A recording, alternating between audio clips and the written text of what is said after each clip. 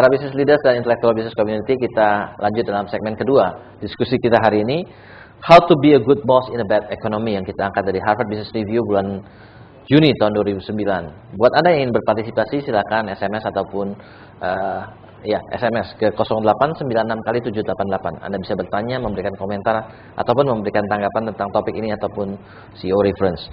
Masih bersama kita Pak Paulus Bambang, Operation and Marketing Vice President dari United Tractors TBK, dan beliau ini adalah pakarnya leadership. Ya. Pak Bambang, kita tadi terputus ya tentang memberikan predictability kepada karyawan. Ya.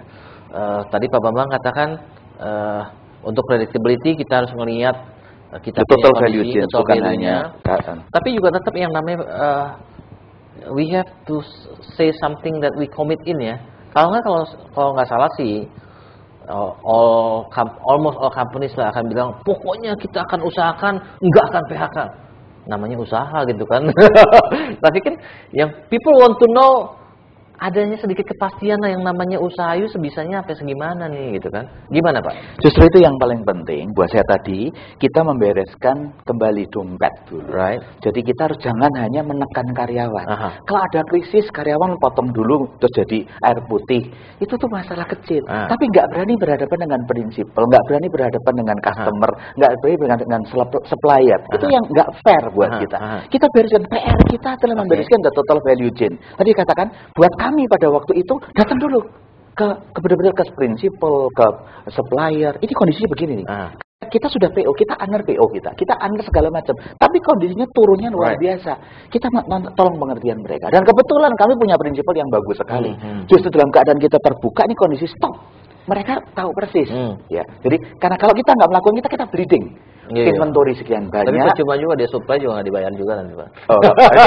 Public company kita nggak enaknya kita public company itu menghancurkan reputasi. Lebih baik kita bilang kondisi begini, let's stop gitu ya. Dan rasanya kalau kita bicara the fact, brutal fact kita bicara, prinsipal juga tahu, dia understand. Apalagi kemudian masalah global yang everybody knows juga. Betul. Ya kan? Pemasok ya kita bilang. Terus kemudian customer. Customer juga kita bilang Pak. Customer on the other hand kita juga kasih tahu kalau Anda tetap membeli barang ini, padahal proyeknya Anda nggak ada, Anda juga problem. Kita malah launch namanya program iCare Pak. iCare kita kasih tahu, iCare itu apa? Diharapkan customer kalau nggak ada proyeknya jangan deh beli.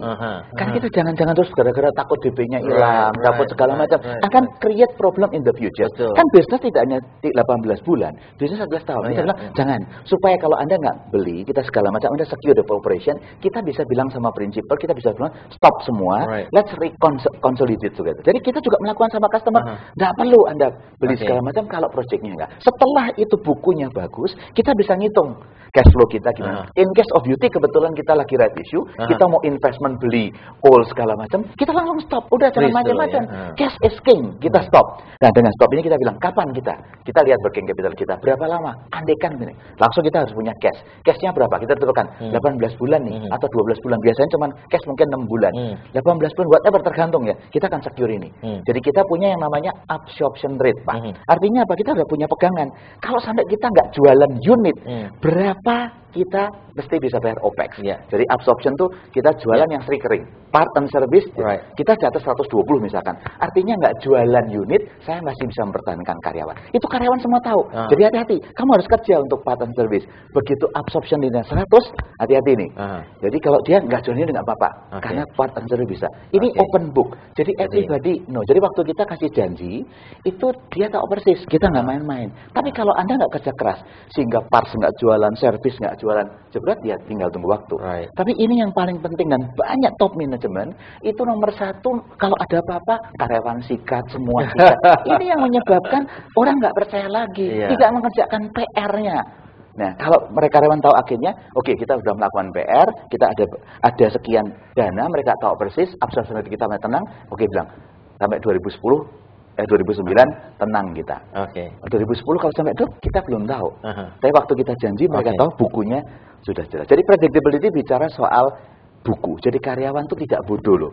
Ya, karyawan itu mengerti dari kondisi ini. Iya, ini karyawan UT mungkin Pak. Kalau karyawan lain mungkin. Saya beli semua karyawan. Semua karyawan itu manusia. Manusia punya react dalam keadaan krisis. Maksudnya dalam arti kata karyawan UT sudah terbiasa untuk mengerti tentang kondisi buku seperti ini apa artinya. Banyak company yang even they don't know kondisi bukunya seperti apa gitu ya. Dan apalagi apa artinya itu buat saya gitu ya. Ya karena kita public company. Public company adalah pokoknya tiap bulan saya dapat gaji gitu kan. Ya, mungkin ada dari audiens yang ingin bertanya, silakan Pak Syonanto. Yang ingin saya tanyakan begini, kita memang ingin dalam posisi seperti itu bisa memuaskan atau melayani karyawan dan juga shareholder. Ya, kita di tengah-tengah sebagai CEO. Nah, pertanyaannya bahwa karyawan itu tentu berbeda-beda, ya.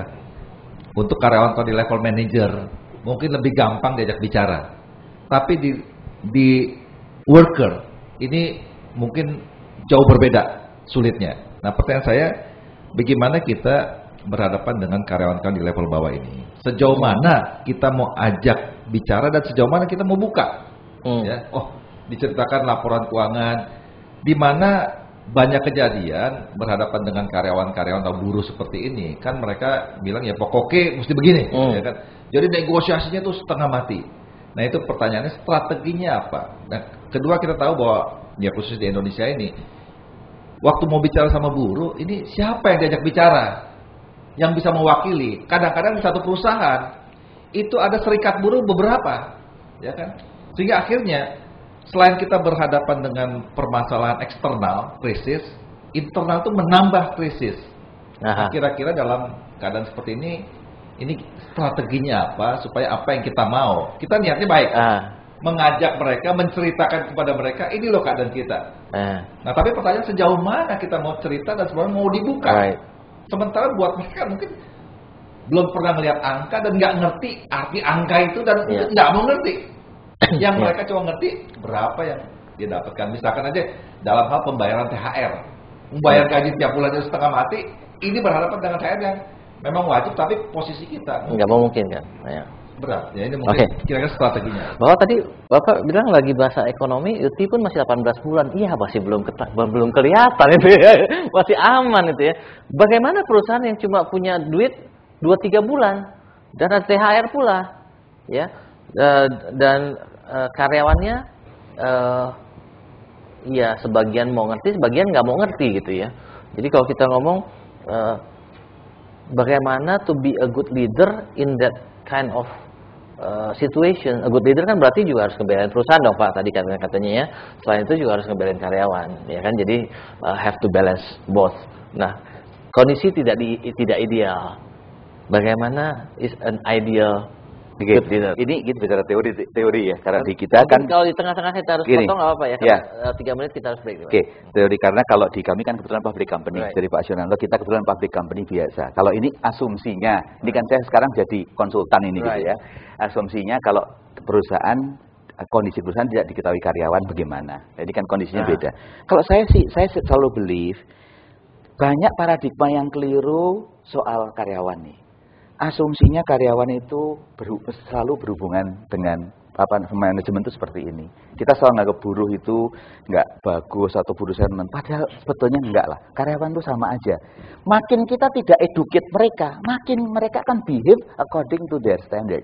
Tapi kalau kita educate mereka, selevel apapun perusahaan yang jelek apapun, dia akan mudah mengerti. Yang jadi masalah, manajemen itu tidak pernah mau educate dalam keadaan company-nya bagus.